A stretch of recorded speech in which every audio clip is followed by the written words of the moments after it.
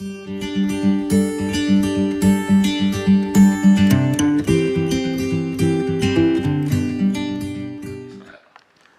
Ibu tolong jelaskan bagaimana menurut Ibu upaya perdamaian Israel-Palestina saat ini?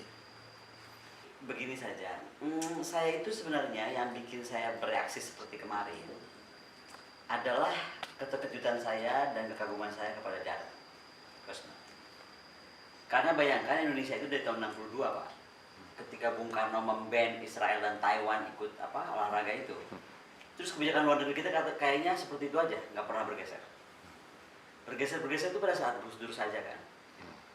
Pak Harto memang tetap menyatakan mendukung Palestina dan lain-lain, tapi Pak Harto pun fair, masih menerima Israel ke kediaman, masih membuka hubungan kita militer, lebih terbuka lah istilahnya. Even hawk kita juga kan diambil dari sana gitu. Meskipun maksudnya banyak misi-misi rahasia dilakukan bersama Israel. Saya melihat setelah Gus Dur itu mungkin terus kita kayak jeda gitu, ya kan? Betul lah ada misalnya keterlibatan Kemlu, tapi kan akhirnya cuma retorika menurut saya. Retorikanya itu ada yang yakin gini, karena kita punya Islam terbesar, maka kemudian kita bisa mampu menggunakan kekuatan diplomatik. Kenapa kita jadi lihatnya dari masalah Islam gitu?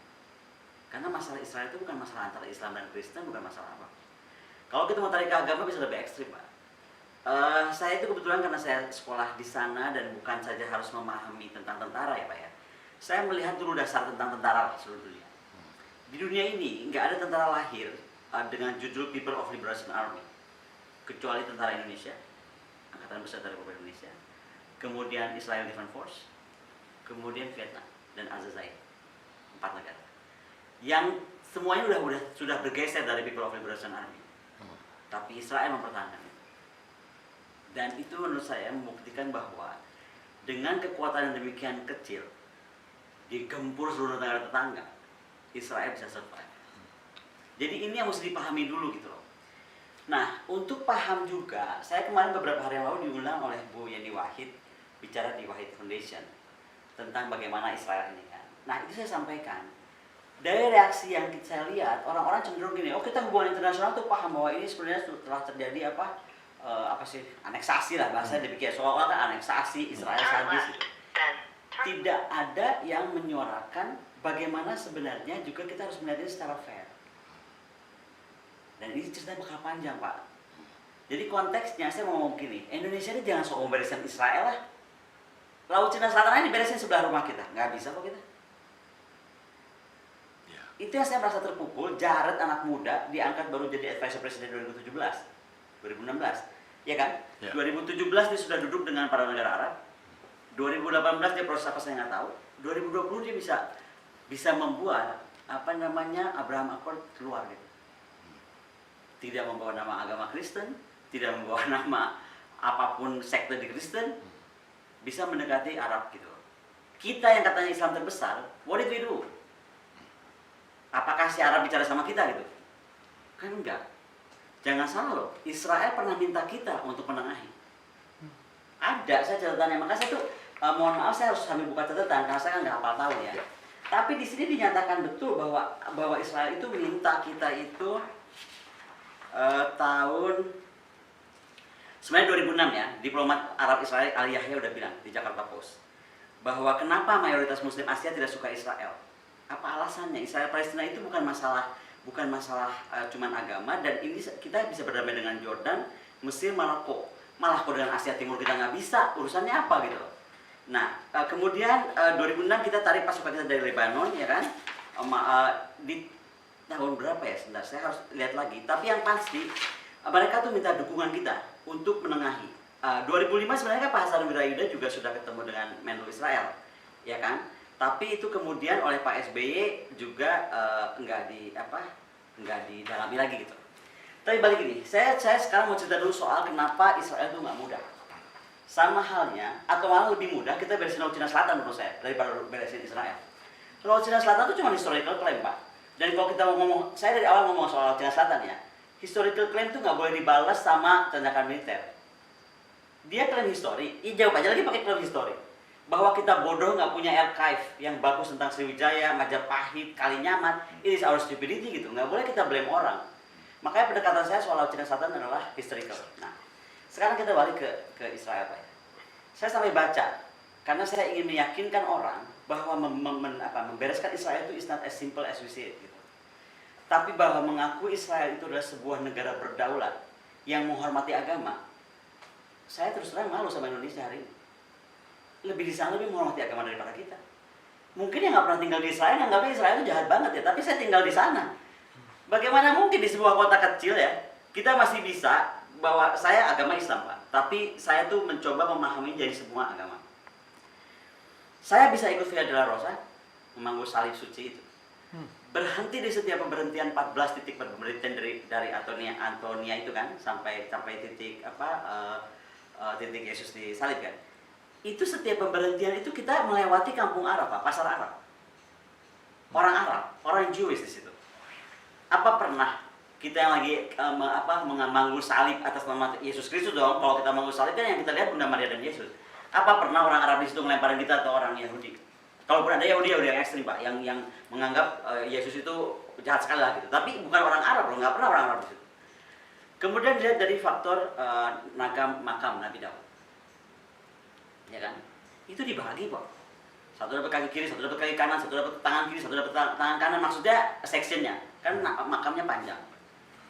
Itu kan mencerminkan bahwa kita bisa bersama-sama di sana menghormati gitu. Nah sekarang kenapa bait suci itu tembok suci itu penting sekali buat orang Israel? Maka jangan melihat Israel itu segede Indonesia. Kalau segede Indonesia memang kita timur lepas bodo amat, ya kan? Si Padang Likitan lepas bodo amat, tuh gede banget negara kita. Lah kalau Israel segitu-gitunya, Pak, 10 mil itu negara tetangga. Iya kan? Nah, bayangkan kita untuk mengerti bagaimana buat Israel itu Yerusalem demikian pentingnya. Dan itu kenapa kaitannya dengan Dome of the Rock, ya? Karena bayangkan nih kalau umat Islam, Ka'bah kita dipecah oleh kekuatan apa saya nggak tahu, tinggal 1/5. Bisa dibayangkan nggak, Pak? Kita pasti akan jaga sekali 1/5 Ka'bah itu dengan darah dan air mata. Itu Tuhan kita di situ loh. Lambang agama kita di situ. Itu udah doktrin agama udah berat, Pak. Exactly dengan apa yang Israel bikin. Tembok keratapan itu, Pak, panjangnya tadinya hampir 500 meter. Karena di serbu Romawi itu tinggal 60 meter. 60 meter segitu-gitunya itu yang dia berdoa dan di keyakinannya Yuda, itulah tempat dia berkirim surat kepada Tuhan dan Tuhan mengabulkan permintaan dia. Ya pasti dengan darah air mata dia bela, Pak. Itu dari faktor agama gitu. Tapi itu pun Israel masih mengizinkan ya. Saya Islam, saya boleh berdoa di tembok ratapan. Emang saya nggak pernah berdoa di tembok ratapan? Tiap hari kalau saya lagi ke Knesset, saya mampir ke tembok ratapan. Karena saya lihat orang tuh trans, Pak. Kalau Bapak ke sana itu bisa lihat orang kesurupan dengan tembok ratapan, Pak. Saya merinding ngomong gitu. Dari berapa agama, dari berapa penjuru dunia? Karena apa ya, Pak? Ini kita lagi ngomong aura religius, bukan aura uka-uka. Ini kita lagi ngomong religius nih, Pak. Jadi ada yang trans, ada yang jadi gila melihat tembok ratapan, Pak. Banyak orang gila ditangkap di Israel itu karena melihat tembok ratapan. Karena ini ya apa sih? Ya itu sejarahnya panjang, apa kita lihat Mekah aja bisa gemeteran, gimana lihat tembok ratapan yang sejarahnya udah juga panjang sekali gitu. Nah ini yang menurut saya nggak dipahami oleh kita.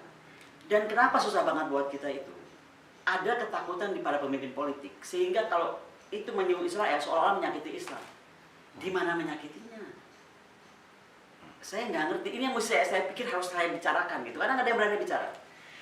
Saya mau baca ya. Saya ada buku bagus namanya Prisoner of Geography. Itu buku tebal sekali, 100 lebih halaman. Tapi saya singkat dalam 2 aja lembar dan saya mau baca. Ya. Gini loh, memahami sejarah Timur Tengah itu, Pak, kita harus lihat sejarah Ottoman Empire. Ottoman Empire itu memerintah dari 1299 sampai 1922.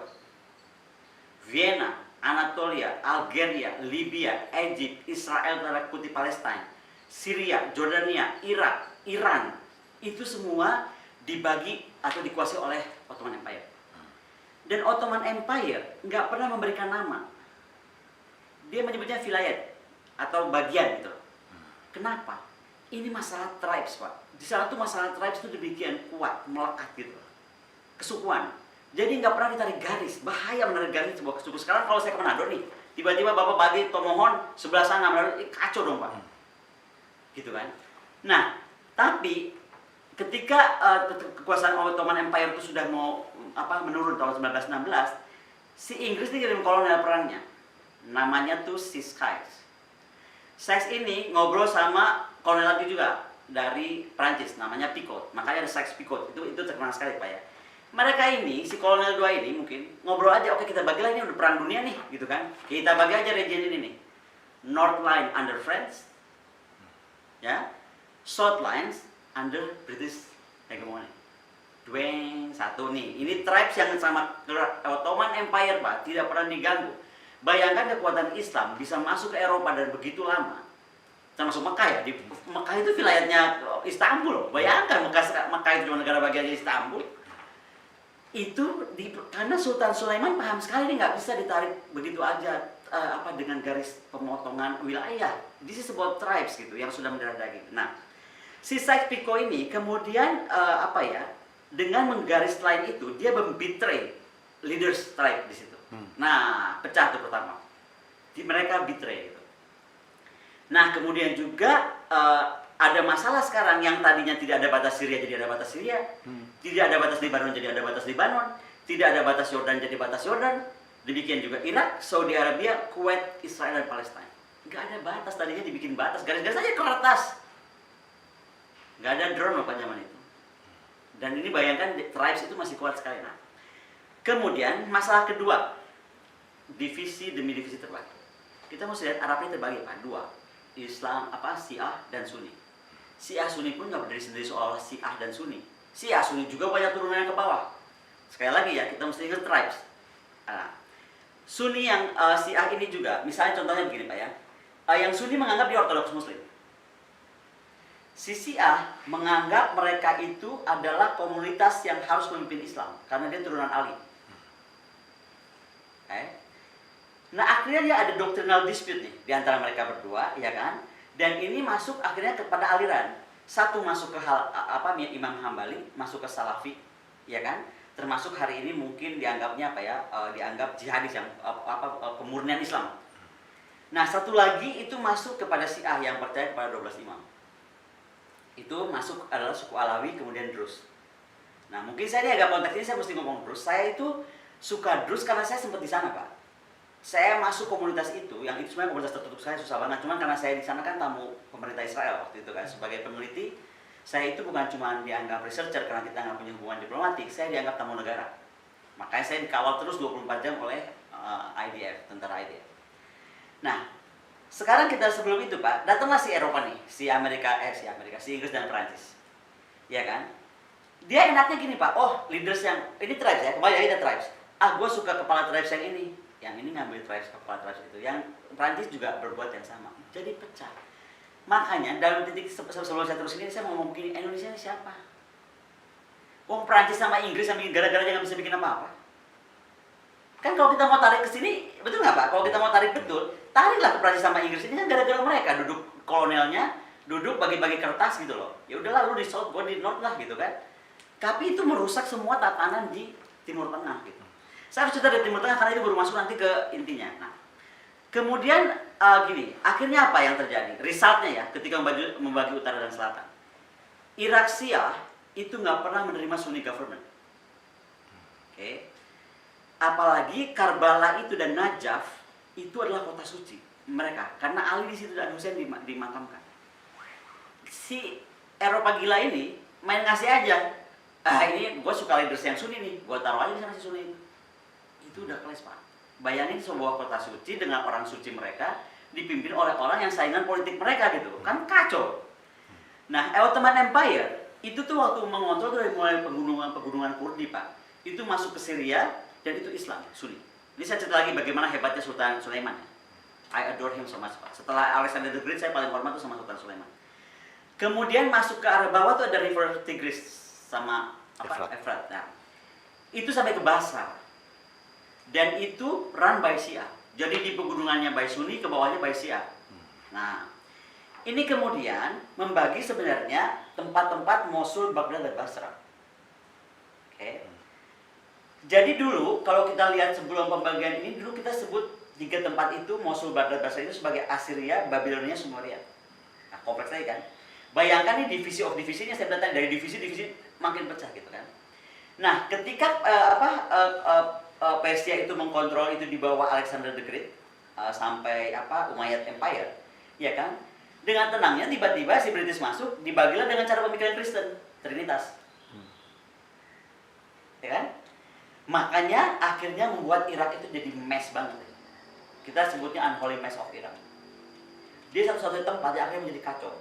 Dipercaya kalau dalam ahli-ahli geografi dunia ya, ahli-ahli geostrategi dunia, siapa yang bisa memimpin Irak, itu berarti bisa memimpin dunia, karena itu tempat yang betul-betul panas sekali Pak. Persaingan agama tadi saya sudah katakan divisi dan lain-lain. Saddam Hussein bisa bikin itu.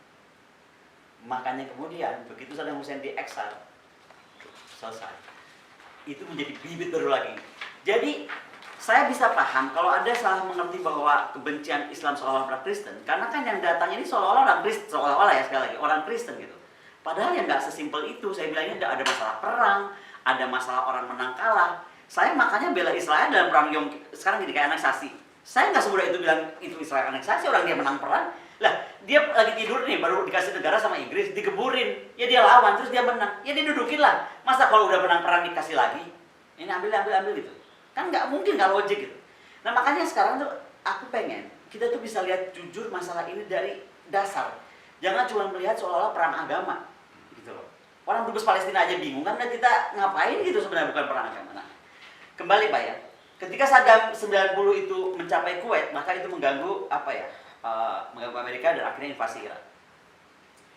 Nah, at the same time Pak, kita lihat Hashemite Kingdom. Hashemite Kingdom itu lahir di 1918. Yaitu tadi, si Inggris ngambil lagi si peta, ya kan? Enak aja dia bagi, Saudi Arabia dikasih sisi Saudi Arabia, si satu lagi sisi Transjordan, yang sekarang jadi Jordan, dulu namanya Transjordan Pak. Nah, Amman menjadi capital city-nya Jordan, ya kan? Sekarang si Hashemite itu nggak semuanya dari Jordan, dia banyak juga yang dari Arab juga. Sekarang bisa Bapak bayangkan betapa pusingnya itu, ketika mereka attack Israel, Palestina terpojok, si Arab Palestina itu masuk ke Jordan. Jadi di Jordan sekarang ada 6,7 juta orang Palestina yang hidup di Jordan. So it's a complex mess gitu loh, mau bicara soal the Palestine ini gitu. Nah, kembali si Prancis juga bikin yang sama kepada Lebanon tahun 1920. Itu kan Jordan 1918 Pak. 1920 Prancis bikin yang sama kepada Lebanon, ya kan? Dan akhirnya Beirut itu menjadi kacau karena ada Syiah Islam, ya kan? Ada another Syiah, another part juga. Nah, jadi yang mau saya bilang, akhirnya sekarang Tripoli itu ada 80% orang Sunni. Israel Palestina itu hanya bagian kecil dari sejarah panjang Arab dari tadi yang saya bilang tahun 2000 tahun. Yang sebenarnya kalau mau marah hari ini, kita tuh mesti marah atau mesti dorong Turki marah kepada Perancis dan Inggris. Itu kenapa buat saya Abraham Accord kemarin, saya hormat betul kepada apa yang dibuat oleh Trump, dibuat oleh Jared terutama. Kalau Trump menurut saya sih oke lah, dia sih rada-rada lah. Tapi kalau Jared menurut saya anak muda, nggak pernah sekolah hubungan internasional, dia businessman, mau duduk dengan orang-orang Arab apapun juga itu, ya kan? Mau dan bisa menghasilkan sebuah akord gitu. Itu nggak main-main Pak. Kita mesti setuju dia justru respect itu. Nah tadi pertanyaan Pak Waro misalnya, kenapa bukan pengen kita jadi punya hubungan diplomatik? Karena menurut saya apa yang Jared bikin itu betul. Bagaimana mungkin misalnya Bapak berantem berdua, saya cuma kenal Bapak, nggak kenal beliau. Terus saya main dudukin aja, Pak duduk, kita duduk bertiga. Dia akan ngomong, lu siapa? Betul nggak Pak?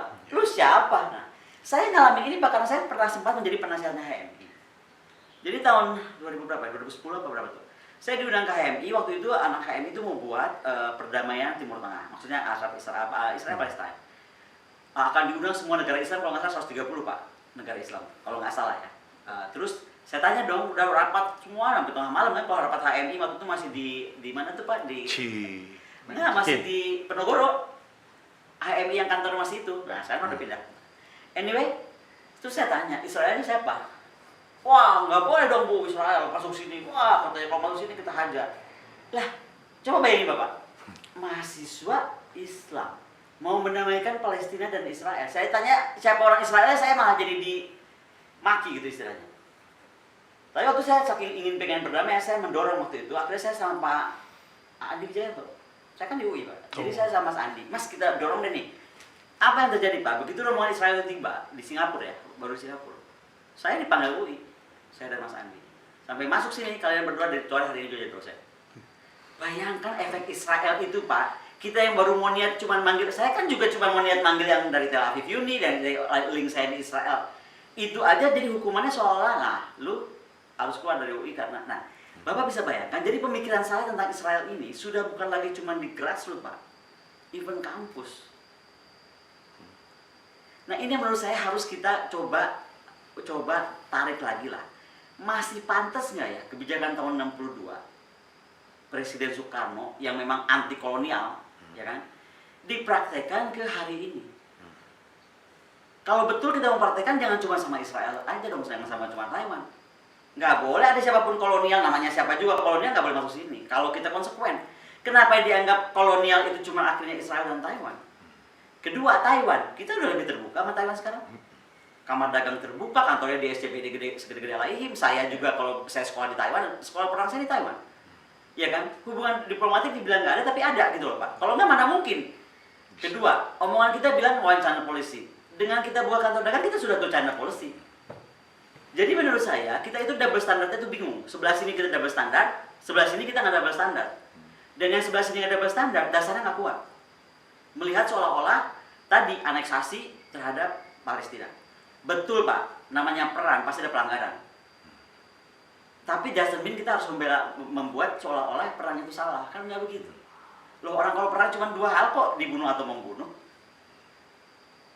Dan kembali harus diingat, Israel itu segede pelok, Pak, seperti Indonesia. Jadi jangan dibilang, wah, masa? Ada yang jawab kepada saya, sebutan namanya karena malu, orang pers penting. Orang cuma dikirimin itu doang kok, katanya apa? Roket-roket kecil, nggak efek lah buat Israel. Saya pernah tinggal di Ros Handikra, Pak, perbatasan. Emang roket kecil, Pak, tapi masuk ke rumah orang. Kan masalahnya ini Israel itu udah mulai tembok, langsung rumah orang saking daerahnya kecil banget. Jadi si roket yang dianggap cuma kecil doang, jangan dilawan sama misalnya Israel. Ya nggak bisa dong, Pak. Kecil masuk ke rumah kepala kita, buat Israel itu kedaulatan. Dia nggak peduli yang kirim tuh satu orang teroris atau betul-betul atas nama negara, dia hajar. Kekuatan Israel karena dia selalu disakiti, kekuatan militernya hebat sekali. Jadi satu roket bisa dibalas misal, nggak boleh disalahin Israelnya dong. Nah, I want to see this secara fair gitu. Sekarang misalnya gila, Indonesia lah misalnya diserang sama golongan-golongan orang yang pengen menjadikan ini negara khilafah. Misalnya nih, Pak, dibom lah dari mana tiba-tiba istana negara. Oke. Kira-kira TNI bergerak nggak dengan segala macam tank dan segala macamnya itu? Ya diserbu lah, dicari pasti kan. Karena yang diserang itu adalah daerah itu gitu. Iya kan? Ini saya lagi menggambarkan nih, ada daerah kecil yang diganggu. Nah, itu makanya nggak mungkin. Oh, dia pakai ketepel. Oh, dia pakai roket. Oh, berarti Israel juga harus pakai roket. Nah, kayaknya begitu. Di pemikiran kita ini seolah-olah Palestina kecil lah, dia kan cuma gerombolan Hizbullah lah, inilah itulah. Kenapa mesti dihajar sama misal? Kenapa? This is about kedaulatan negara. Justru kita mesti belajar dari Israel. Bagaimana namanya kedaulatan negara dipertahankan. Ini yang kayaknya nggak clear, Pak. Makanya saya setuju sama Gus Dur. Hanya Gus Dur kan yang berani bilang, lah Rusia, Cina, agamanya apa gua nggak tahu. Istilah kalau bahasa gaul sekarang Gus Dur. Kita punya hubungan diplomatik. Terus Israel dia nggak apa-apa. Kembali ke keberagaman agama, Pak. Druze itu kan tinggal di Golan Heights. Si Druze ini terbelah, Pak. Jadi Druze ini kaum yang secara ajaran agamanya, secara keyakinannya, dia itu harus menghormati tanah air. Jadi dia sangat menghormati di mana tanah dia injak, air dia minum, udara dia hirup.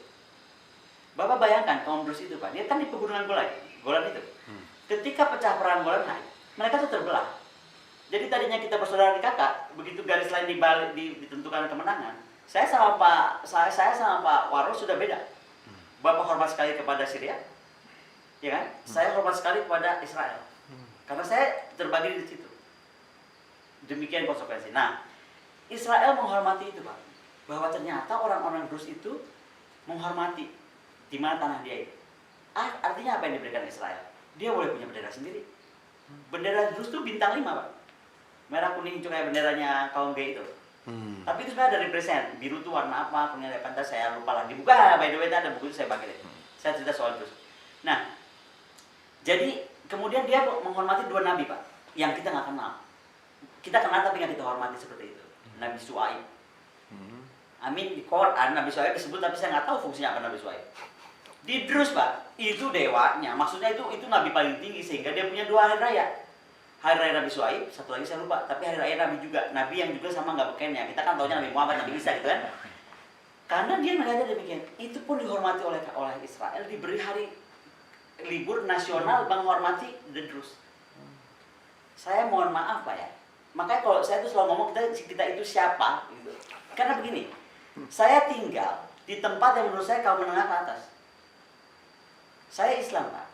Tapi buat saya gelisah ketika saya melihat teman-teman saya Kristen itu untuk bersembahyang dengan mobil Ferrari-nya, dengan mobil Jaguar-nya, dengan mobil semua sebetulnya mobil top car itu. Itu harus di pinggir ruko, pakai tempat duduk plastik, dijaga oleh aparat karena anytime bisa di-attack oleh apa yang namanya Islam gitu. Itu menyakitkan saya, Pak. Israel nggak punya Pancasila, jangan salah. Nggak ada Israel punya Pancasila. Tapi apa yang dibuat oleh Israel menurut saya itu malah Pancasila banget. Susah untuk mengerti ini kalau nggak pernah tinggal di sana. Pak, bayangkan ya, umat menghormati sana. Di sana itu kan kalau kaum Yahudi itu kan punya hari sucinya banyak banget, Pak. Hari nggak boleh ada tepung, nanti hari nggak boleh ada apa, pokoknya ribet banget, Pak. Dan ketika hari itu berjalan, Pak, kita nggak boleh pakai lift. Nggak boleh, karena kita seolah-olah jadi haram gitu. Atau ada kalau ada liftnya banyak, Pak, ditentukan ini hanya lift untuk the Jews gitu, karena dia sedang ada hari sucinya itu. Semua, Pak, yang agama Kristen, di sana kan banyak Kristen, banyak Arab juga di Israel itu.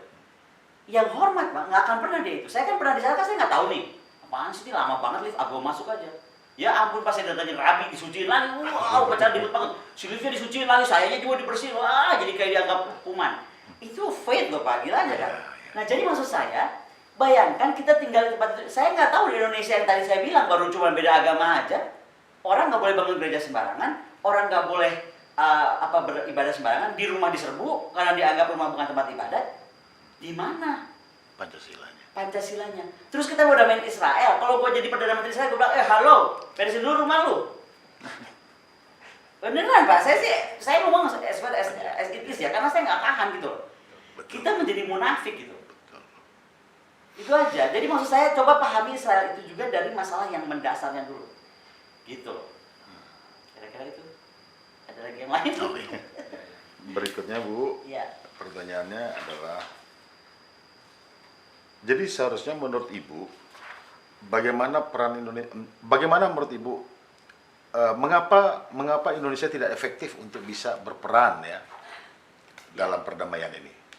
Tidak akan efektif, Pak, karena tadi kita tidak coba memahami Israel. Saya nggak usah ngomongin negara lah, Pak.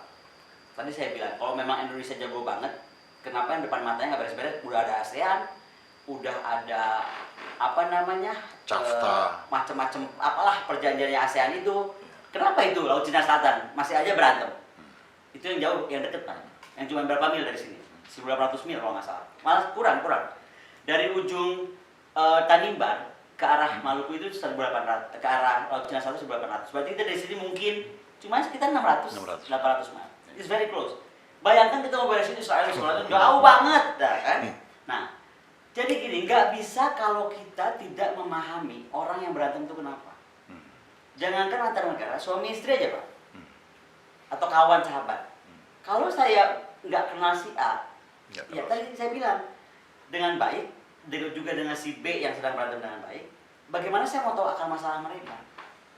Nah, saya ini bukan diplomat atau bukan dubes Israel buat Indonesia, tapi saya sedang coba terangkan, itu loh, pahami dulu sejarah panjang tadi. Sehingga yang harus kita ajak duduk bersama, saya tuh bingung kadang-kadang ya. Kalau memang kita mau pakai power diplomat, katanya kita kekuatan diplomatnya sangat besar. Negara Islam didengar sekali suaranya. Oke, kita nggak bisa mampu mempengaruhi negara Arab seperti Jarod. Buat gue udah kayak tamparan, oke? Oke, sekarang upaya Jarod udah kerjain itu. Apa yang mesti kerjain? Mampu nggak kita dudukin Inggris dan Perancis? Coba lu duduk lagi deh. Gara-gara lu berdua nih, gara-gara namanya si siapa Pico dan Sykes itu, kacau di negara Timur Tengah. Coba deh, garis lagi, duduk lagi bareng. Itu coba. Indonesia bisa nggak? Saya menyedihkan. Memboikot sebuah negara hanya buat kepentingan politik lokal. Boleh nggak saya bahasakan gitu?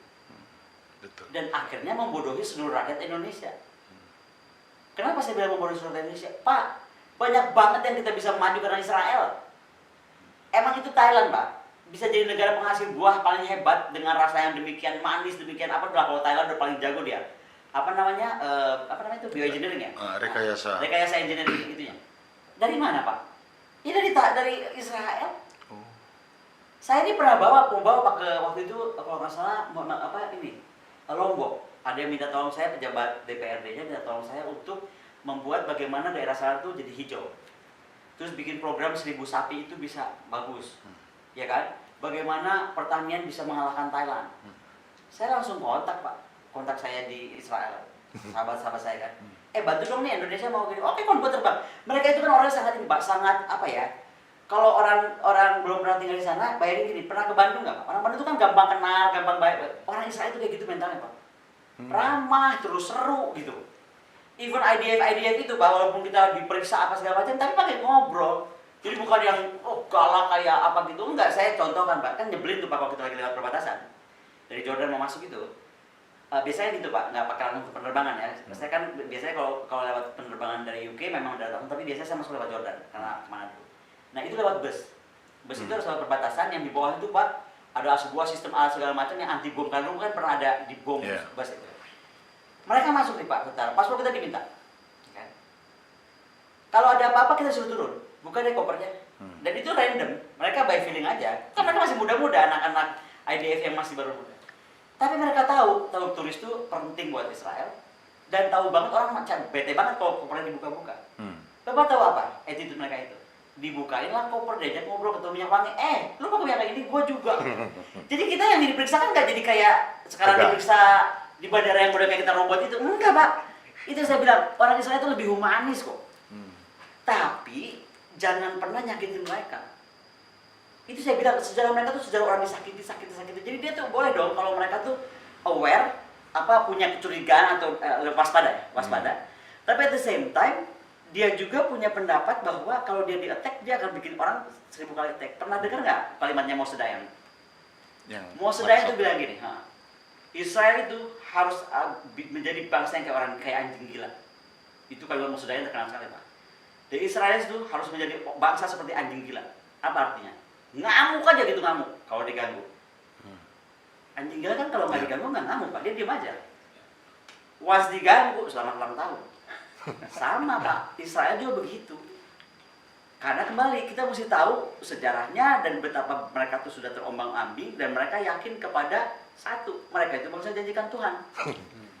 Bapak mesti cari buku ya, tolong Google deh. Buku saya itu hilang. Namanya Two Nations Under God. 2 bangsa di bawah Tuhan. Itu tentang apa, Pak? Israel dan Amerika. Jadi Amerika itu merasa dia itu kena dekat sekali sama Israel. Supaya kecipratan dia itu adalah bangsa di bawah Tuhan, makanya we trust under God. Kan Tuhan di uang dia kan we trust under God. Emang Indonesia ada? Kita percaya kepada Tuhan yang Maha Esa, nggak ada.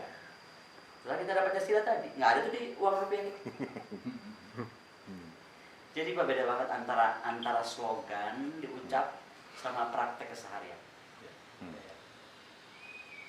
Dan sayangnya saya belajar tentang tadi umat beragama yang rukun damai. Tadinya di Indonesia saya belajar itu banyak, Pak ya.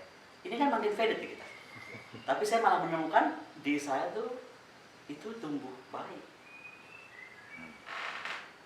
Ya, Bu, kira-kira kalau menurut Ibu, hubungan diplomatik Indonesia-Israel ini apakah akan bisa mempercepat perdamaian Israel dengan Palestina? Sangat. Ini tadi saya bilang, dari tahun 62 kita pakai posisi, gue Islam terbesar, gue penting suara gue nih. Memang saya nggak undermine apa yang bikin Indonesia loh, Pak. Banyak hal Indonesia tuh bikin banyak. Tapi harusnya bisa lebih konkret lagi seperti Jared gitu. Jadi juga jangan dibaca, bukan ini underestimate Kemlu gini-gini. Enggak begitu. Banyak yang diisi Pak Asal Yuda, Pak Marti Tetelgawa, banyak. Tapi maksud saya, tamparan untuk saya, tadi Indonesia begitu bangga dengan Islamnya itu tidak bisa mendudukan negara Arab.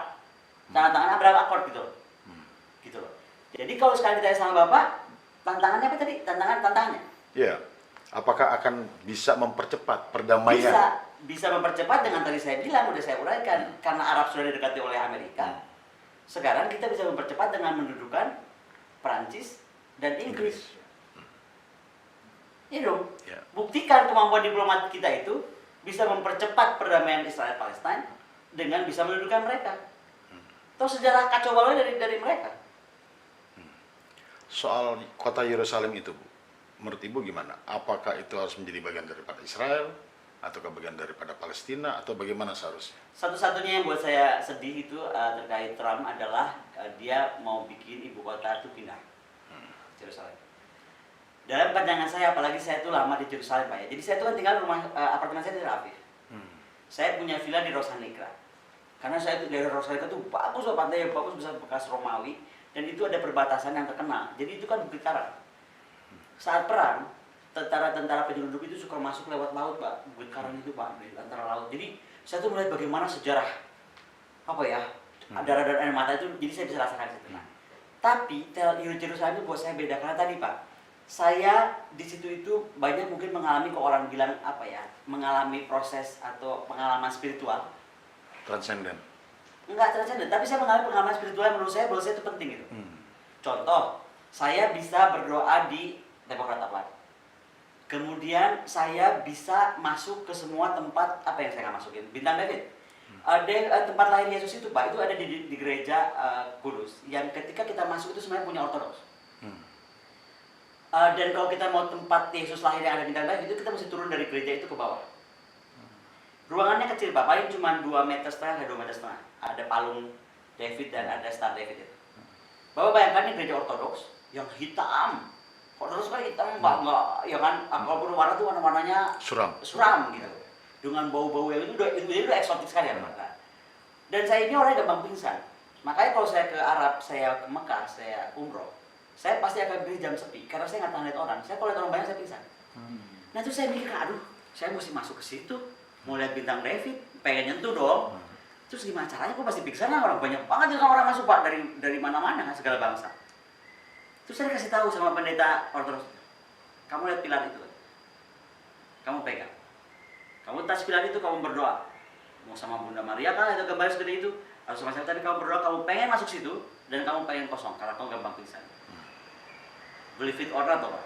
Saya pegang itu pilar. Jadi kalau itu pilar itu ada Bunda Maria di sebelah kanan, Pak, dekat si turunan. Saya pegang, saya bilang, Tuhan kalau memang kamu ada. Saya udah balik Tuhan aja, gue nggak tahu yang mana Tuhannya kan. Tuhan kalau ada, nih sekarang saya pengen nyentuh bintang David. Saya cuma pengen sendirian atau sama yang dampingi saya dari yang ikut untuk foto, bahwa bukti saya udah pegang bintang David. Jadi tolong kosongkan itu sebentar, kalau memang kamu ada. Serius, Pak. Saya mendekat, Pak, itu bisa kosong terus, semua orang pada hilang. Saya turun ke bawah, Kosong. saya pegang bintang David dari senyum trik gitu kan, terus sentuh bekas palungan, udah gitu masuk orang banyak. Saya keluar udah aman. Coba. Jadi kalau dibilang itu contoh saya mengalami itu. Terus kedua, kenapa saya mengangkut salib? Karena saya itu kan tersentuh sekali dengan perjuangan Yesus waktu utamanya gara-gara filmnya Mel Gibson. Buat saya tuh Mel Gibson tuh canggih saya lah, Pak. Maksudnya bikin film bisa merasakan penderitaan Yesus seperti itu ya. Ya kan? Jadi saya ingin tahu bagaimana sih rasanya Yesus. Saya tuh makanya ikut Via Dolorosa. Jadi memanggul paling salib sebesar itu hanya 10 orang kan yang manggul. Dan setiap jatuhnya Yesus itu kan semua tanah di Yerusalem itu adalah tanah asli, Bang. Nggak pernah boleh ditimpa sama nggak boleh. Karena kan itu kota dan sekota, Pak. Kalau Bapak di dekat situ tuh Bapak udah bisa masuk sampai ke tempat-tempat dibuat oleh Israel. Kota-kota tua di bawah yang sudah tertimbun-timbun itu, Pak. Ini kan kota, tumbuh di atas kota gitu. Nah, jadi Bapak bisa bayangkan, saya itu ikut itu. Dan sekali lagi saya bilang, ada beberapa perhentian, itu belong to another Christian. Satu Kristen Ortodoks, satu Kristen Armenian, satu Kristen apa. Yang paling parah Armenian, Pak, saya lupa ada titik berapa ya, titik 9 atau titik berapa. Tapi begitu kita sentuh, karena memang dia juga belokan, jadi pasti kita cenderung bahwa salib pasti jatuh karena berat ya. Itu, tahu nggak apa? Bukannya dia melarang orang sentuh. Kan orang datang itu macam-macam agama, mungkin juga macam-macam negara. Dia harus menjaga kesucian Tuhan Yesusnya itu. Bapak tahu apa? Itu ada nan dari Armenian. Setiap orang sentuh, dia lap. Setiap orang sentuh ya. Tiap hari pagi sore, Pak. Kerjanya ngelap doang. Bukan, nah, itu kan menarik, Pak. Iya. Betapa Israel itu terbuka. Kalau dia orang begitu jahatnya nggak boleh agama lain sentuh. Ya dong. Iya kan? Enggak, dia siapa yang sentuh. Tapi ada the Armenian yang bersih. Nah di tempat Yesus sesalib pun begitu Pak, itu kan dulunya Bukit Golgota ya. Tapi kalau sekarang jadi gereja, itu pun ada segmentasinya. Nah kalau nggak salah Armenian itu paling bawah, karena saya pernah nyasar. Sebenarnya orang nggak banyak tahu kalau tempat Armenian itu di bawah. Saya itu tadi saya bilang, kadang-kadang pengalaman spiritual itu kita nggak tahu Pak di bawah kemana. Waktu itu saya masuk situ kan dengan rombongan pendeta. Karena untuk tahu saya mesti dengan pendeta Pak, itu kan bukan wilayah Islam. Jadi saya masuk ke rombongan di bawah pendeta Katolik. Jadi saya ikut tuh di tempat Yesus yang disalib, yang darah tuh nempel di batu-batu itu. Wah orang berkesurupan Pak. Wah yang pantai Costa jadi apa, yang ini jadi nyanyi, yang histeris, ngeri loh Pak. Trans kan Pak, trans karena kan ruangannya sempit. Terus ada energi ya, kalau kita bilang dari energi kan energi di situ gitu. Saya kan takut, saya lari. Karena ngeri dah orang itu, jadi lagi gitu saya kabur. Nah kabur saya itulah, makanya saya bilang 2 kali saya punya pengalaman spiritual lebih aneh lagi. Saya tiba-tiba nyasar kayak ke lorong, kan turun-turun tangga gitu Pak. Lah, ternyata itu titik terbawah Bukit Golgota Pak. Jadi darah Yesus paling banyak malah di sana. Kan darah turun ke bawah. Iya. Nah di situ punya Armenian juga. Oh. Jadi sini ada satu nan, kan itu nggak boleh dipegang Pak. Jadi ada kaca gitu. Nah kita cuma pegang kaca, itu pun kacanya dilap sama dia setiap kita pegang. Darah yang nempel di batu karang itu, batu Bukit Golgota. Nah yang kedua adalah ketika aku ke Al-Aqsa. Al-Aqsa itu saya mesti beda banget Pak kalau Al-Aqsa. Al-Aqsa itu begitu kita masuk kan itu udah deket pasar Pak ya. Ketika saya masuk, itu tuh udah halaman dijaga oleh para pejuang Islam itu. Wah senjatanya berat Pak, ini ubet-ubet semua. Ubet semua Pak, jadi beda masuk ke gereja-gereja, masuk ke tadi tempat-tempat sucinya agama mereka yang lain-lain selain Islam itu beda. Masuk Al-Aqsa itu dijaga ketat Pak, dijaga ketat. Begitu saya masuk Assalamualaikum gitu kan, penjaganya langsung keluar 6 gitu kan. Terus saya bilang, saya mau masuk gitu kan, mau ketemu muftinya, imamnya. Ada apa dia bilang? Saya mau lihat tempat Nabi Muhammad itu Isra Mi'raj dan saya pengen tahu Masjid Al-Aqsa bukan cuma dari cerita kan, detailnya. Ya. Kamu baca dulu Fatihah, baca aku. Kulhu baca, untung gak disuruh baca Yasin, kalau Yasin gak bisa. Udah gak bisa. Gak bisa lah, ya kan. Dia langsung oke, dari Indonesia, Assalamualaikum, silakan masuk. Akhirnya pendek cerita saya dibawa. Terus saya bilang gini, waktu Nabi mau Isra Mi'raj, Nabi itu sembahyang di mana? Kenapa juga saya nanya juga begitu? Saya juga nggak tahu kenapa saya nanya begitu. Urusannya apa gunanya Nabi sembahyang di mana? Tapi pokoknya itu terucap dari mulut saya. Tiba-tiba Pak, ini orang Arab loh, gede banget ya. Kebanyakan orang Arab tuh gede banget, segede bapak kalau itu pokoknya. Sementara saya dulu pernah keliling beberapa negara waktu sama Temi Habibie, keluarga Habibie diingetin tuh, lu kalau sama orang Arab hati-hati, hilang lu. Sekali gitu kan. Jadi waktu saya mau dibawa turun ke Pak, aduh gue dihilangin deh ya. Tapi udah ini masjid lah gitu kan, apa saya tempat suci. Saya ikutin ini sama deg-degan nih Pak. Itu lorongnya panjang banget, di bawah Al-Aqsa Pak, itu lorong gua gitu. Tiba-tiba berhenti di satu tempat Pak, itu ujung batu. Jadi kalau di atas satu batu besar itu, di bawah inilah batu dasarnya. Ya kan kebayang ya? Iya. Ini kan gerejanya gini nih, ini kan batu nih. Masjidnya sorry. Mungkin pelataran di sini, batu bawah tuh di sini. Nah, saya tuh ke bawah itu. Di situ ada kayak cekungan gitu tempat Nabi sholat. Saya cuma sholat sendiri Pak di situ ditemenin sama si imam. Mestinya. Gimana coba saya nggak merinding Pak? Jadi banyak pengalaman juga spiritual yang bikin saya akhirnya tadi saya kok jadi punya perasaan bahwa kebenaran itu harus disampaikan. Kalau enggak orang misunderstand all the time about the Israelis. Belum lagi kalau saya cerita saya dibawa ke tempat mereka kan punya ini Pak, punya sekte-sekte gitu. Ada yang namanya saya lupa tuh, itu saya bawa tuh kitabnya itu ada foto yang dari situ. Itu orang suci Pak, tinggi banget Pak, panjang bener, mungkin sampai seperti Nabi Daud itu orang panjang itu ya. Itu sama Pak orang suci banget berdoa. Itu terus tuh kayak ada rabainya. Saya kan lagi lewat soal orang saya lain sendiri dan jangan salah Pak, kita seperti masuk ke pura, kalau perlu kita mesti pakai apa? Masuk dari situ kita mesti pakai kayak Islam. Mesti rapat gitu, nggak boleh pakai baju terbuka apa. Ketika saya habis berdoa di situ segala, tahu rabainya manggil saya sini. Dia kayak bisa lihat, kamu nih ya 1 hari harus cerita banyak tentang Israel keluar, nggak banyak kan? Beneran Pak? Dia nggak tanya saya dari bangsa apa enggak? Tentu dia ngomong ini, kamu dari tadi saya lihat sehari kamu harus ngomong tentang Israel sebenarnya. Nah kata-kata dia itu Pak, ke saya tuh kayak beban. Beneran. Kan saya juga mikir kalau gue ngomong Israel tadi yang aneh. Maka tiba-tiba kok kemarin ya Wahid mengundang saya bicara dan saya pikir ya udah kan udah waktunya lah aku ngomong. Orang mau membenarkan atau menyalahkan terserah, tapi itu pengalaman saya dong yang saya alami dan makanya saya tulis juga di buku gitu. Nggak bisa itu gitu dialami orang. Coba ada belum lagi Bahai, ya kan? Bahai itu kan juga agama yang aneh kalau kita bilang, tapi dihormati di Israel. Ada bahaya di Israel. Lah, Gereja terbesar paling bagus di ini Israel Bahai, Pak. Oh. Itu putih kayak White House di atas bukit. Gereja Bahai itu mewah sekali, Pak. Dan itu kalau nggak salah itu mahal sekali. Jadi kan Israel kecil, Pak ya. Membebaskan tanah untuk bikin gereja Bahai itu tuh mahal sekali. Pendetanya tuh pakai itu. Saya ingat waktu itu pakai Mercy yang paling baru. Jadi orang kaya, agama orang kaya Bahai itu. Makanya kan Madonna semua. Gitu. Jadi tadi soal Yerusalem tadi sebaiknya bagaimana, Bu? Kembali, saya ngomong Yerusalem seperti apa? Kenapa saya tadi cerita agama Ina itu supaya ada latar belakang? Kalau saya pribadi lebih percaya mending Yerusalem itu menjadi sementara ya, sebelum Indonesia bisa duduk tadi, katanya yakin bisa dapetin. Sementara menjadi tempat milik internasional dan dijaga oleh internasional. Maksudnya PBB? Ya apapun lah. Jadi sekarang orang tetap bisa ke situ, tidak dibelah antara Palestina dan Israel juga. Semua sama yang seperti saya ceritakan dari panjang lebar ini, bahwa saya bisa menikmati Yerusalem seperti kemarin saya menikmati gitu. Karena kalau itu terus jadi jatuh ke tangan siapapun, saya nggak mau sebut apa ya, ya pasti nggak akan seperti itu, Pak. Sebelum agreement betul-betul antara mereka terwujud gitu, pasti nggak, pasti.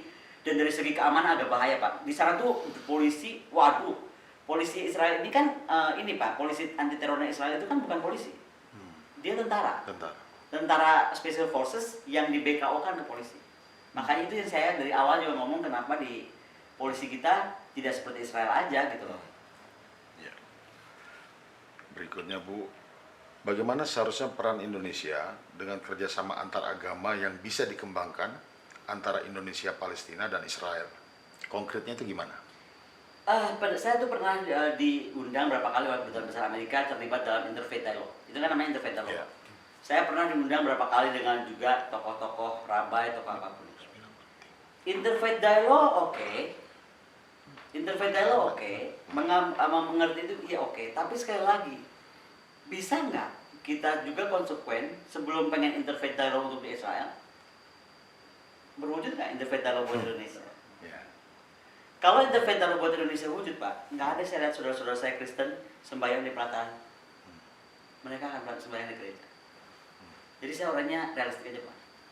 Rumah lu aja belum beres, lu ngomongin interfaith dialogue, ngomongin dalam negeri deh. Jangan dulu pengen ngomongin interfaith dialogue di negara orang. Ya. Bu, mungkin kembali yang tadi Bu, yang soal hubungan Indonesia dengan Israel gitu. Apa sih untung dan ruginya apabila kita tetap seperti ini, dan apa untungnya apabila kita membuka hubungan dengan? Saya mau bilang ruginya banyak, tadi saya sudah singgung ya. Thailand bisa menjadi maju sekali karena hubungan dari Israel, pertaniannya. Gus Dur menyinggung soal powernya George Soros, itu keuangan dunia. Kita dari faktor keuangan, apa segala macam, bisa ada solusi. Kemudian, atau bisa belajar lah. Kemudian gini, bayangkan Israel itu sebuah negara yang nggak punya misalnya contoh resource berlian. Israel nggak punya berlian, Pak. Nggak ada satupun tanah Israel yang ada berliannya. Tapi siapa sekarang pemain berlian dunia? Kalau Bapak ke perusahaan Israel berlian, Bapak kaget. Semua di sana. Itu kan hebat banget, Pak. Negara nggak punya apa-apa tapi menjadi apa-apa dan malah mengontrol dunia gitu. Itu dari faktor tadi ya, ekonomi, resource, terus faktor keuangan, terus tadi faktor pertanian. Defense, jangan dikata Pak, Amerika yang segitu hebat aja Pak.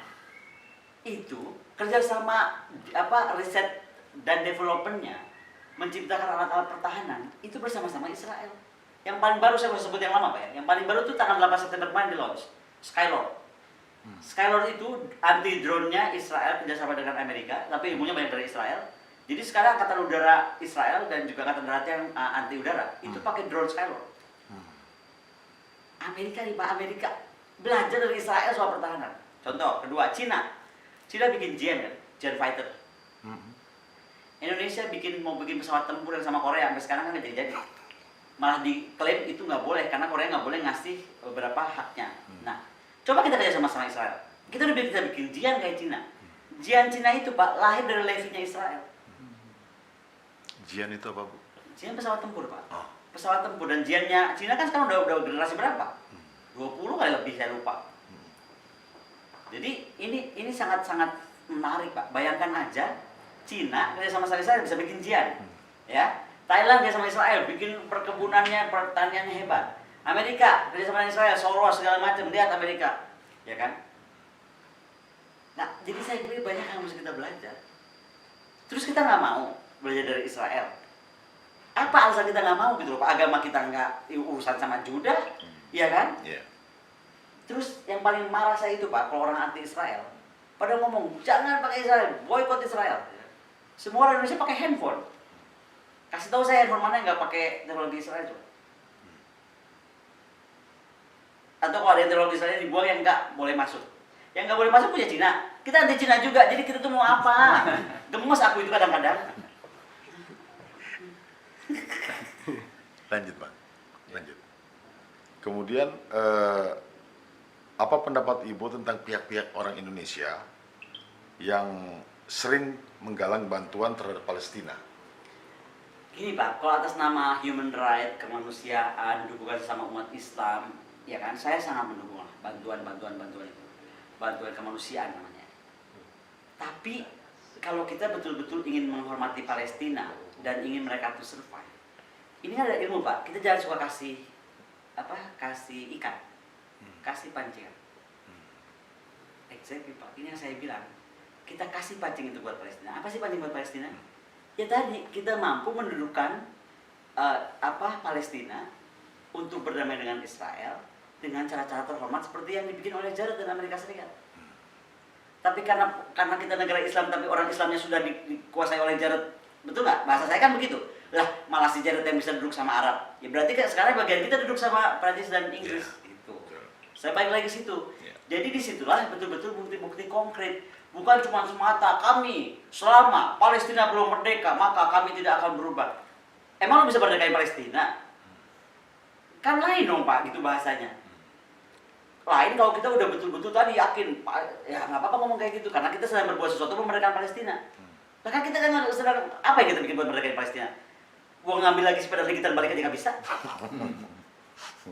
Kalau saya kan gitu aja Pak, atau beresin Laut Cina Selatan lah, supaya Cina diem gitu. Ini kawasan kita nih, depan mata kita nih, di situ ada energi, ada ikan yang milik kita bersama. Dudukinlah ASEAN semua, sepakat nggak? Duduk sama Cina bareng udah deh, ya. Idealnya nih. Dan dulu kan saya bilang, idealnya Laut Cina Selatan menurut saya, ASEAN itu duduk bareng sama Cina, kelola semuanya bareng. Udah. Selama nggak ada yang bisa bikin historical crime ya. Kalau Cina Pak, saya jamin 1.000.000% dia punya bukti historinya. Saya tuh lama sekolah di Taiwan. Indonesia nggak punya. Semua bukti tentang kepemilikan pulau itu ada di Taiwan Pak. Kan di bawah Chiang Kai-shek. Makanya Cina pun nggak bisa ngapa-ngapain. Kayak kita punya mobilnya nggak punya BPKB. Nah Taiwan nggak punya mobil tapi dia punya BPKB buatan mana? Berikutnya. Jadi seberapa yakin kira-kira Ibu bisa Indonesia membuka hubungan dengan Israel? Seberapa yakin saya adalah gimana pembinaan politik kita. Kalau pembinaan politik kita cari aman, masih menganggap tadi yang saya bilang menggunakan isu agama karena takut dimusuhi oleh mayoritas agama, padahal mayoritas musuh itu karena nggak ngerti ceritanya juga gitu. Maka tadi saya bilang kalau ada yang marah jangan dulu marah gara-gara nonton siaran ini ya, terus saya disumpahin orang. Baca dulu buku yang saya sudah tadi ambil risalah pendeknya itu menjadi 2 halaman, 3 halaman. Sejarahnya itu panjang, kita itu siapa mau merubah sejarah orang, sejarah kita sendiri aja belum beres. Saya ini sedang berjuang untuk menjadikan pahlawan Ratu Kalinyamat Pak. Ratu Kalinyamat itu seorang ratu di Jepara Pak, jago perang maritim perempuan, industri kapalnya gila-gilaan, setahun bisa bikin 4.000 kapal, ya kan? Seluruh negara dunia waktu itu termasuk Turki pesan ke dia, Jepara itu, namanya Ratu Kalinyamat. Ya ampun Pak, saya udah fighting sama Bu Reri Murtijat wakil ketua MPR, dengan ratusan FGD udah mungkin, dengan puluhan researcher, masih ditolak terus kan untuk menjadi ratu. Padahal di sejarah Portugal tuh nama dia udah ada. Nama dia ditulis Pak, written, Reinhard de Jepara. Yang mau saya cerita cuma satu Pak. Kita itu nggak pernah menghormati sejarah nenek moyang. Untuk memahami itu udah susah banget. Makanya saya kalau orang nanya kenapa Bukhari sering kemana-kemana gitu. Saya tuh lagi senang Pak, lagi ke Banten. Saya cari dulu tuh Banten tuh gimana sama Turki Utsmani. Saya ke Maluku, kerajaan itu gitu kan, Portugis. Karena saya lagi cari kenapa nenek moyang kita tuh hebat banget ya. Mainannya tuh internasional. Dalam arti benar-benar ya, perdagangannya internasional sampai ke Venesia, ya kan? Hubungan diplomatik. Coba sekarang lihat bendera kita Pak, bendera kesultanan kita ya. Ketika kita lihat bendera kesultanan kita, begitu ada gambar pedang begini, itu pasti kerajaan itu dekat sama Turki Utsmani.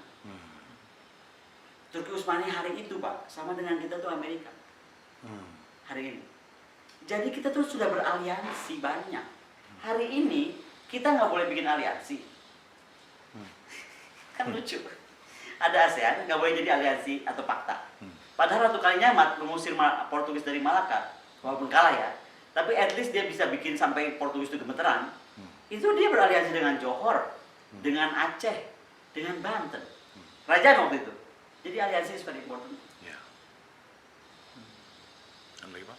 Jadi menurut Ibu mungkin nggak sih kita membuka gitu nanti dengan Israel ini?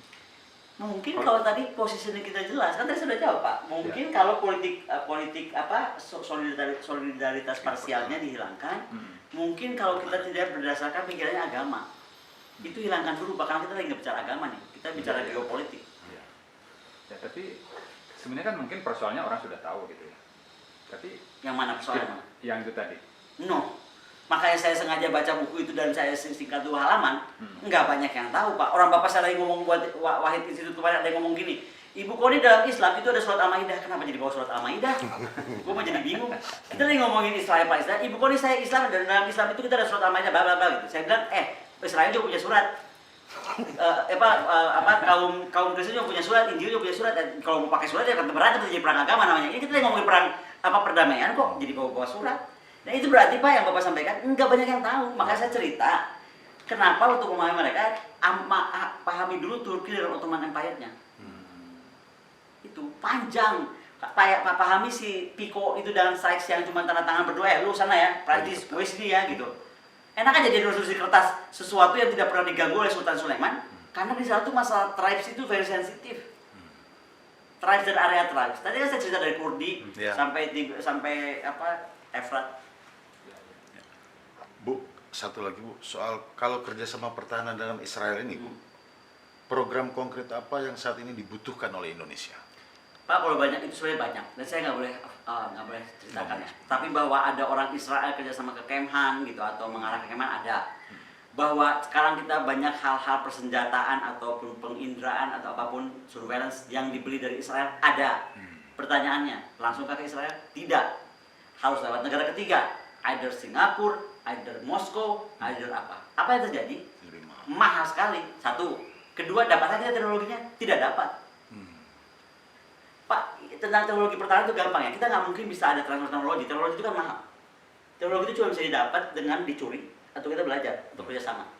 Ketika kita mau dapat, kita mesti beli parsial dong besar. Nggak mungkin nih orang beli 100 pesawat sama orang beli 5 pesawat dibagi teknologinya yang sama gitu loh. Nah, sekarang yang untung siapa Pak? Negara-negara yang tadi ketiga itu, karena dia ada pesanan dari sini terutama Indonesia contohnya juga, atau juga beberapa negara yang mungkin juga munafik saya nggak tahu. Ya dia akhirnya bisa dapat teknologi Israel karena akhirnya dia jadi seller Israel terbesar. Sementara kita yang sangat perlu malah nggak bisa. Kebayangkan Pak? Dan saya paling nggak tahan itu Pak, kenapa sih semuanya mesti hidden gitu, mesti kayak rahasia? Emang kenapa kalau kita ketemu orang Israel? Emang kenapa kalau ada kamar dagang Israel di SCBD mau diserbu gitu kan? Enggak juga. Negara harus hadir, nggak boleh dong. Kan ada yang bilang, Bu Koni ekstrim lah, nggak boleh lah Bu bukan hubungan diplomatik, hubungan kamar dagangnya dulu. Oke, bisa nggak dia bangun seperti Taiwan, bikin di SCBD aman-aman aja? Jangan-jangan dia bikin terus kita jadi diserbu, kita jadi bingung sendiri. Jadi jangan dulu mendamai Israel yang jauh itu Pak. Di Indonesia dibenahin dulu lah, bikin kamar dagang Israel misalnya, atau apalah yang resmi ya. Kalau nggak resmi banyak Pak, di Surabaya ada, di Bandung ada, di Jakarta juga ada. Banyak kok. Paling tinggi kedutaan ya Bu ya? Tapi itu bisa, paling tinggi Dalam sebuah hubungan diplomatik normal ya kita membuka kedutaan. Karena ketika kita membuka kedutaan besar, berarti kan kita menghormati kedaulatan dia. At the same time mereka juga menghormati kedaulatan kita. Itu kenapa di sebuah negara ketika ada kedutaan besar kita, itu kan semua hak tanah air kita ada di dalam wilayah kedutaan. At the same time, siapapun di sini, ya itu wilayah kedaulatan dia gitu. itu lebih berat ya Bu ya? Bukan lebih berat, itu harus ke sana. Karena tadi saya bilang, ngapain sih kita dari tahun 62 sampai sekarang masih membawa luka lama anti kolonialisme? Kan itu bahasa, kalau Bung Karno kan dulu menganggapnya kan itu dia mengkolonisasi Palestina. Tapi kan sejarah tuh nggak sependek itu gitu loh. Gus Dur sudah memberi juga jalan ke sana gitu. Kenapa kita enggak? Toh sekarang Jarod membuktikan kita yang nggak ada urusannya juga malahan musuhin Israel. Oke? Oke, kalau nggak punya malu nggak apa-apa juga. Tapi maksud saya apa nggak nyesek gitu. Sementara teknologi Amerika aja minta ke Israel, beberapa negara ke Israel, terus kita harus lewat negara-negara lain gitu. Hanya karena muka kita tuh jadi pakai topeng, seolah kita Palestina gitu. Aku nggak tahan lagi deh kalau sampai harus menjadi munafik seperti itu dalam keadaan negara seperti ini, Pak. Ya, tadi menarik tuh pernyataan Ibu yang mempertemukan apa Indonesia mengambil peran mempertemukan apa Prancis dan Inggris gitu. Itu siapa yang harus melakukannya, Bu? Tergantung levelnya apa. Kalau misalnya Bu Menlu, dia harus bertemu dengan Menlu Prancis, Menlu Inggris. Tapi kalau sudah level ke presiden, ya presiden harus bertemu dengan presiden Prancis Dan atau Ratu Inggris. Perdana Menteri Perdana Menteri Inggris Inggris. dan Ratu Inggris. Ya. Apakah kira-kira ada kendala? Sebenarnya nggak ada ya, kalau menurut saya. Ada Ada. kendala kita, nggak jelas maunya apa. Kendala kita nggak jelas maunya apa. Saya tuh sebenarnya nggak ngerti kok kalau kita anti Israel itu kenapa. Karena sekali lagi ya, saya nggak lihat efeknya ke Indonesia directnya apa. Betul Pak, kita solidaritas itu betul banget. Menghormati sesama ini, sesama itu betul. Cuman kok jauh-jauh ke Israel dan Palestina. Itu yang saya bilang, saya melihat saudara saya sekarang Kristen itu Pak, sembahyang di plaza peleteran begitu pakai kursi plastik. Saya tuh nggak terima gitu batin saya. Jadi, terus gimana lu mau ngomongin Palestina gitu, saudara lu sendiri yang diurusin? Ekstrim kan saya, tapi saya jadi begitu karena saya melihat nggak bisa ini dipelihara terus kemunafikan seperti itu. Itu baru Kristen Pak ya, belum lagi agama kepercayaan. Pak, Israel menghormati, emang Drus tuh nggak, Drus Pak, to some extent, itu ada yang bilang itu kepercayaan, Bahai, sorry. Drus ada yang bilang itu agama, lebih ke agama lah, Drus, tapi itu kan mix dari Syiah, kemudian Hinduism dicampur aduk sama Drus, kalau kita lihat kasarnya ya. Tapi Bahai, atau apa sains itu apa agama baru tuh? Christian Science. Itu kan besarnya di Israel. Itu kan kalau kita ngomong aliran maksudnya Pak. Iya. Itu aliran dong. Sekarang Pak, kita punya aliran demikian hebat ya. Batak itu Pak punya Parmalim, tinggi banget. Sunda punya Mimitan, hebat banget. Jawa punya Kejawen, hebat banget. Saya nggak tahu lagi Manado punya apa Pak. Mungkin di di Ambon sana punya apa saya nggak tahu. Di NTT juga. NTT, itu kan banyak sakti-sakti Pak orang NTT itu. Beneran Pak, saya kan soalnya saya orangnya senang suku terasing Pak. Jadi saya kalau ke Baduy, saya belajar apa? Saya orangnya senang suku terasing. Jadi saya kalau ke suku terasing ya pasti saya belajar dong agama mereka, kepercayaan mereka. Itu di kita nggak dihormati kok. Sekarang saya pernah baca koran, ada orang punya patung, tiba-tiba rumah itu punya patung dari keluarganya turun temurun, mau dia sembah tiap hari aja urusan dia, betul nggak Pak? Rumah-rumah dia. Itu digempur Pak sama tetangga, dianggap tidak Islamis. Negara hadir nggak? Saya mau ceritain ini Pak, supaya sebelum kita seperti jagoan teriak-teriak gitu loh, beresin negara orang, mbok ya gitu loh, negara kita ini Pak diberesin. Kita tuh dalam titik gawat. Makanya saya cerita banyak tentang Israel dengan bagaimana mereka bisa menyatukan agama segala macam gitu kan. Saya bukan kerja di travel agent Pak, bukan begitu maksudnya. Tapi lagi cerita bagaimana tinggal di sana itu saya merasa nyaman, ya kan? Nggak dibelah-belah antara saya agama apa. Waktu saya duduk berdoa di tempatnya Daud pun itu juga nggak ada yang ngapa-ngapain. Depan saya itu ortodoks, kan ortodoks itu lain-lain Pak, ada ortodoks yang itunya ungu, hijau, kan lain-lain saya juga nggak ngerti lah. Tapi ya hormatannya cuma kita juga geruh-gerutan aja. Gitu. Jadi itu yang terjadi Pak. Oke. Makasih banyak Bu. Atau mungkin